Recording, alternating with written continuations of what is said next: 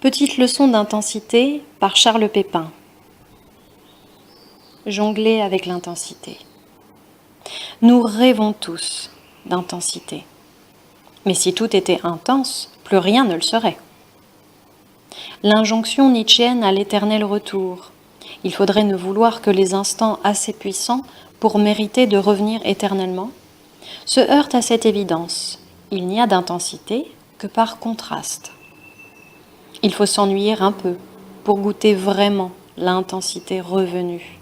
Il faut du vide pour retrouver le sentiment de plénitude, où l'on comprend que le vide n'est pas rien.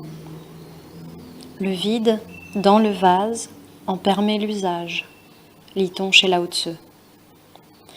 En nous invitant sans cesse au trop-plein de sollicitations, de notifications, de choses à faire, l'époque nous coupe de la possibilité même de la plénitude. Notre passion pour la vie intense, dès qu'elle est questionnée, révèle davantage une absence de désir profond que la profondeur du désir. Car il n'y a de désir que sur fond d'un manque impossible à combler.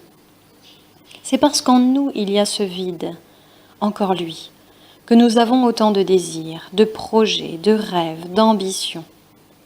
Rien de plus efficace d'ailleurs que l'intense agitation pour se détourner de son désir, s'étourdir du bruit du monde et n'entendre plus ce qui pour soi est l'essentiel. Rien de plus efficace qu'une volonté devenue folle, excitée par tous les lieux communs de la sagesse populaire. Quand on veut, on peut, pour faire taire la voix singulière du désir qui nous constitue. Peut-être faut-il que notre vie ne soit pas trop intense pour que nous soyons capables de retrouver notre intensité propre, cette tension qui est celle de notre singularité, de notre présence au monde. Nous l'avons tous déjà vécu, à l'occasion d'un moment de battement ou de relâchement, au réveil d'une micro-sieste ou lors d'une marche dans la ville, sur le divan ou sous la douche. Nous assistons, comme spectateurs, au jaillissement de l'idée ou de la solution. C'est parce que nous avons cessé de la chercher qu'elle est arrivée, parce que nous avons relâché la pression qu'elle a jailli. Il lui a fallu cette baisse d'intensité pour prendre son élan. L'homme intense se lasse vite, écrit le philosophe et romancier Tristan Garcia dans son beau livre La vie intense.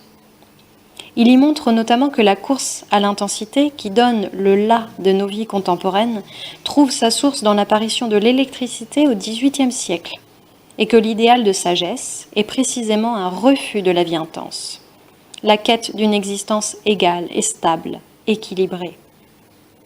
Voilà bien deux excès symétriques, la passion de l'intensité et la sagesse trop sereine, qui lorgnent tous deux vers la mort.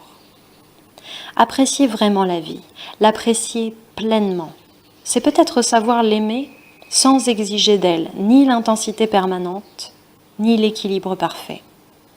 La vie n'a pas besoin d'être parfaite ni intense pour être une chance, un privilège. Elle aurait pu ne pas être, nous aussi d'ailleurs. C'est déjà beaucoup.